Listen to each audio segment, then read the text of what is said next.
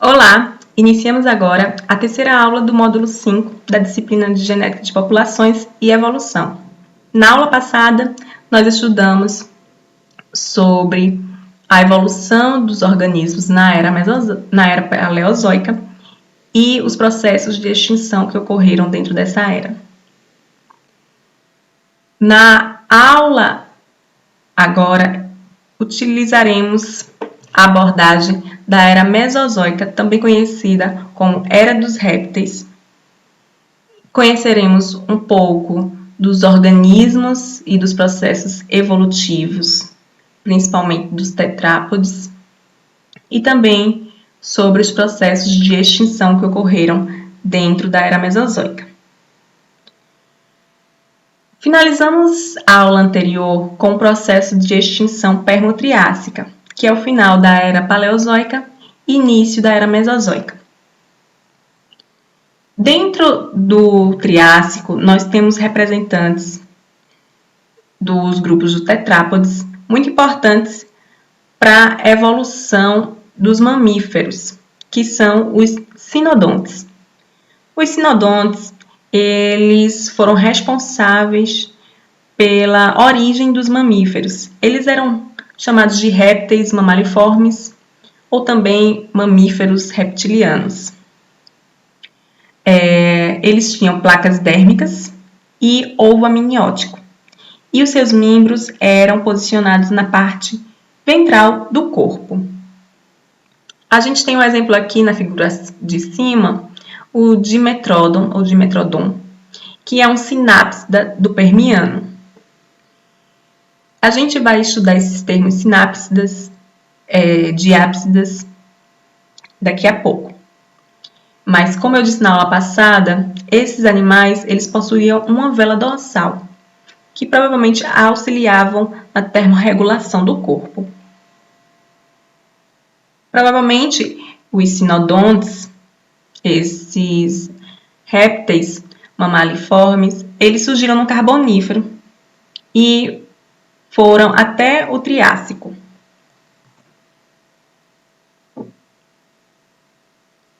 A Era Mesozoica ela já inicia com um processo de extinção, que foi o Permo-Triássico, e da passagem do Triássico para o Jurássico, nós temos também outro processo de extinção. Esse processo de extinção causou a extinção de grupos marinhos, como os conodontes, e também dos grupos terrestres, que os mais afetados foram os sinodontes e dissinodontes, que foram os precursores dos mamíferos atuais.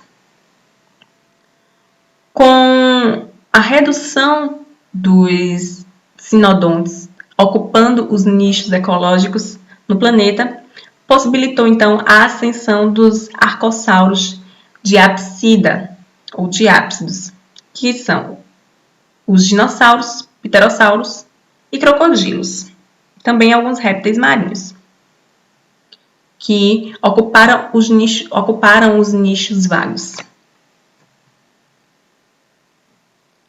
As causas da extinção Triássico-Jurássico foram mudanças climáticas e rifteamento da Pangeia. A Pangeia é um supercontinente que estava formado no final da Era Paleozoica, ou seja, todas as massas continentais estavam agrupadas juntas, formando um supercontinente chamado Pangeia. A parte da Pangeia no hemisfério sul é chamada de Gondwana, e a parte da Pangeia no hemisfério norte é chamada de Laurásia. Então, no Triássico para o Jurássico, começou a ocorrer o rifteamento, a separação dessas massas continentais. O rifteamento dessas placas tectônicas possibilitou o extravasamento do magma. E esse extravasamento do magma para a superfície ocasionou um grande evento de vulcanismo fissural, também chamado de CAMP, Central Atlantic Magmatic Province, ou seja, província magmática do Atlântico Central.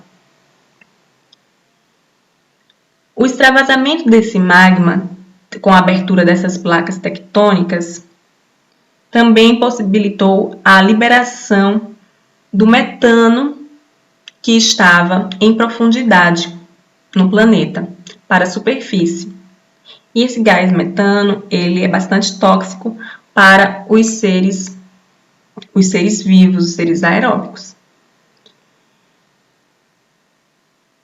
Outro fator que provavelmente contribuiu para a extinção de alguns organismos durante o Triássico para o Jurássico foi o impacto de um meteorito na província atual de Quebec, no Canadá, na América do Norte, há cerca de 214 milhões de anos atrás.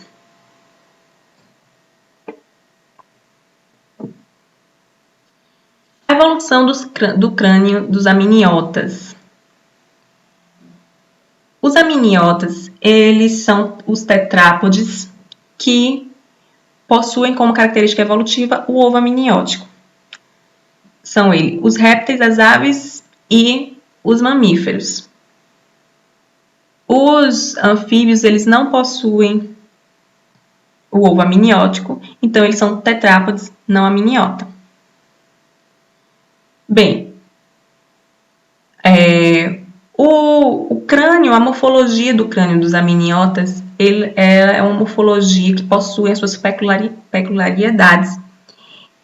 E elas são divididas em 3 tipos principais de morfologia. A morfologia do crânio dos mamíferos, que possui apenas uma abertura lateral, que é chamada de fenestra. Esse tipo de crânio é chamado de sinápsida. Outro tipo de crânio dos amniota é o crânio do tipo anápsida, que é encontrado nas tartarugas. Esse tipo de crânio ele não tem nenhuma abertura, ou seja, não tem nenhuma fenestra. Já o crânio das aves e dos répteis, eles são crânios que possuem 2 aberturas, uma lateral e uma superior, também chamadas de fenestras superior e fenestra lateral. Esse tipo de crânio é chamado de diápsida. Por isso que na aula passada e nessa aula eu estava falando de grupos que dominaram o planeta em certos períodos, como grupos de diápsida, grupos de sinápsida, porque nós não podemos categorizar alguns grupos como sendo répteis, mamíferos ou aves. Então, a gente só pode categorizar pelo tipo de crânio que eles possuíam, que era um crânio, podia ser um tipo de crânio sinápsida, anápsida ou diápsida.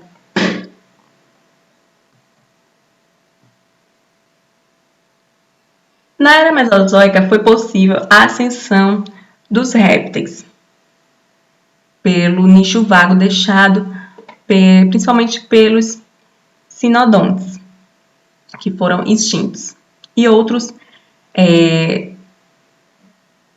répteis mamaliformes. Então, numa paisagem, num ambiente da era Mesozoica, nós tínhamos a diversificação dos dinossauros. Nos ares nós tínhamos os pterossauros, nos corpos aquáticos nós tínhamos os répteis marinhos, nós tínhamos crocodilos, tanto marinhos quanto aquáticos e também terrestres. Os dinossauros, que são o carro-chefe da era Mesozoica, principalmente na cultura, que são muito explorados na cultura popular, eles são divididos em 2 grupos, os Saurisquia e os Ornitisquia. Os Saurisquias, esse grupo é composto pelos dinossauros que a gente chama de terópodas, como o T-Rex, o Tiranossauro Rex, e também os saurópodas, como os dinossauros pescoçudos. Aqui no Brasil, nós temos cerca de 25 espécies de dinossauros, sejam dinossauros pequenos ou sejam dinossauros grandes. Eles estão distribuídos nas regiões da Bacia do Paraná, de alcance na região sudeste, e também na região nordeste, na Bacia do Araripe, que abrange os estados de Pernambuco, Ceará e Piauí. Também há algumas espécies de dinossauros menores descobertas no Rio Grande do Sul, na Formação Santa Maria.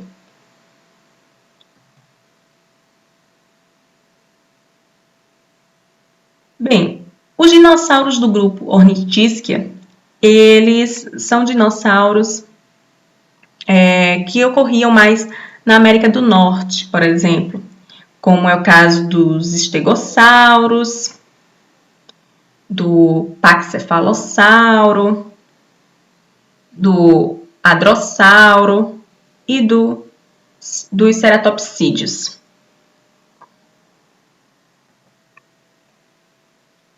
A diferença entre esses dois grupos são principalmente os ossos da sua cintura pélvica.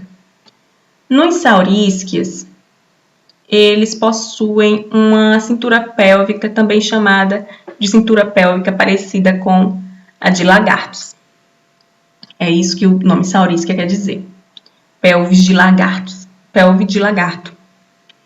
Então, nessa pelve saurísquia, o osso do pubis ele está projetado para frente, enquanto o isquio está projetado para trás. Já na cintura pélvica dos ornitisquias, os dinossauros ornitísquios, que significa cintura de ave, tanto o pubis quanto o isquio, eles estão posicionados para trás. E ainda há um processo do pubis que está direcionado para frente, chamado pré-pubis.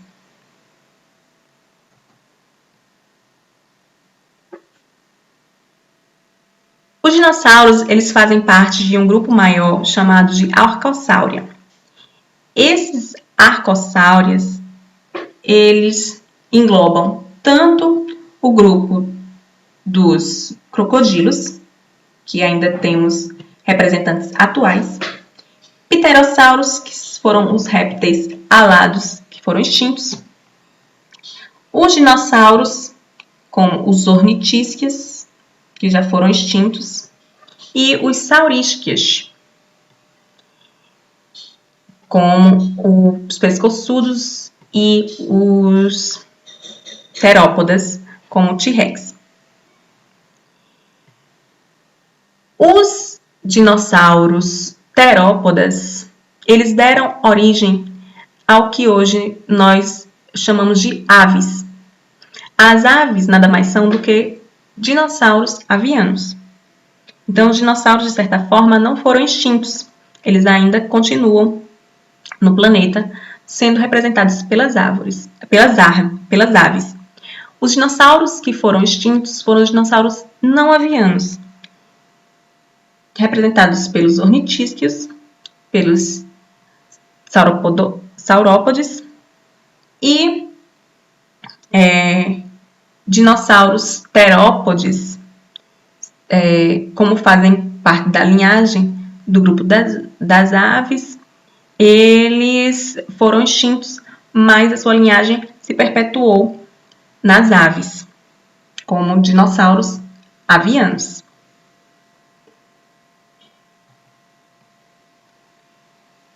Então, os pterossauros, que muitos confundem como dinossauros, não são dinossauros, são outro grupo de répteis.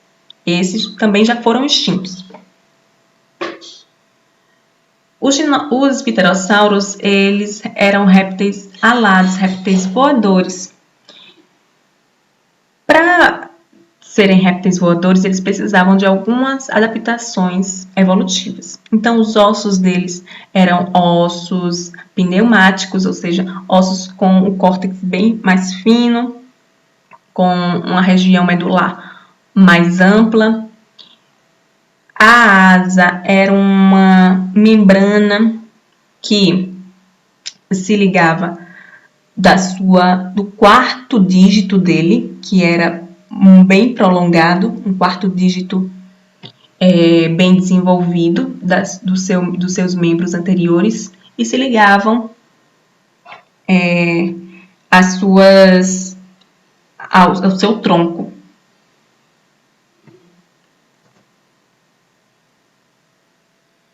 Mesossauros, ictiossauros e plesiosauros eram os répteis marinhos que também já foram extintos. Eles surgiram no Triássico e eles possuíam um crânio do tipo Eurapsida, que é um tipo de crânio de ápsida. Foram extintos na extinção da passagem da Era Mesozoica para a Era Cenozoica, também chamada de evento KPG. K do Cretáceo e PG, o primeiro período da Era Cenozoica, chamado Paleógeno.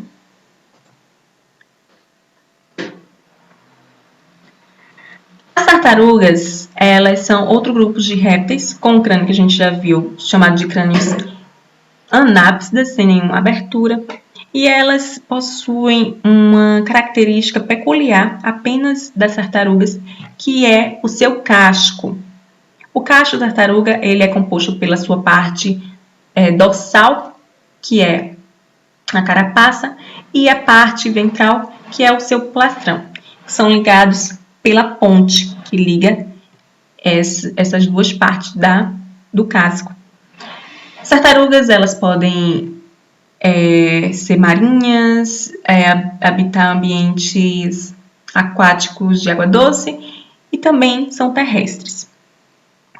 A evolução desse casco da tartaruga vem de répteis que tiveram as suas costelas ampliadas e mais desenvolvidas e que as costelas começaram a se alargar e começaram a formar, se fusionar, formando uma coisa só. Essas costelas desenvolvidas e fusionadas, tanto as costelas dorsais quanto as costelas ventrais, também chamadas de gastralhas, elas auxiliam na proteção desses animais, principalmente dos seus órgãos internos, que estão todos aqui dentro, protegidos pelo casco. Porém, a locomoção dessas tartarugas, ela ficou mais restrita devido ao encapsulamento pelo casco do corpo desses animais. Por isso que eles têm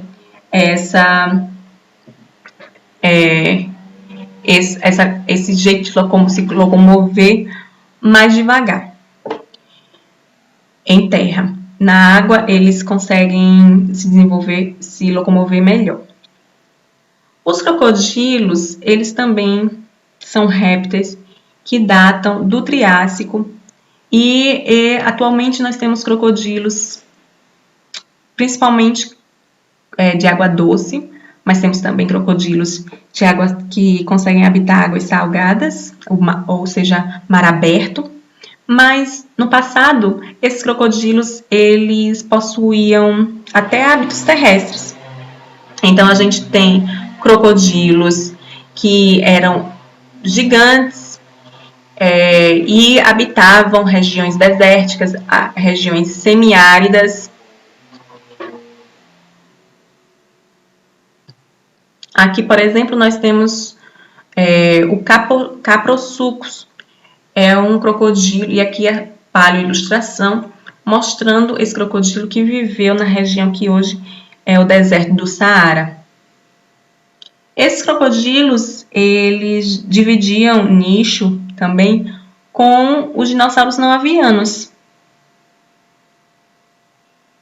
já que eles também tinham hábitos terrestres.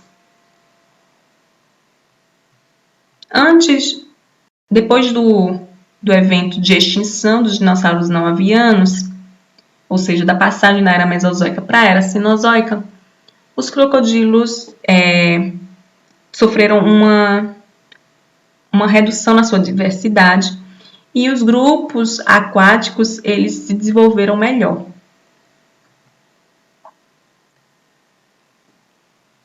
As aves, os dinossauros avianos, eles têm registro principalmente no Cretáceo inferior, ou seja, o último período da era Mesozoica, e como sinapomorfia, como característica do grupo, nós temos o pigóstilos, que são as vértebras caudais fusionadas desses animais. Também temos o hálux revertido, que é o dedão que seria para a gente o dedão do nosso pé, que é posicionado para trás nesses animais. E também o externo desenvolvendo uma quilha. Esse externo que desenvolveu uma quilha é muito importante para o funcionamento das asas. Ele possibilita que o voo dessas aves ele seja mais funcional. E a gente tem também aqui o Archaeopteryx. O Archaeopteryx ele é considerado a primeira ave conhecida. Ele é a ave mais primitiva que nós temos registro.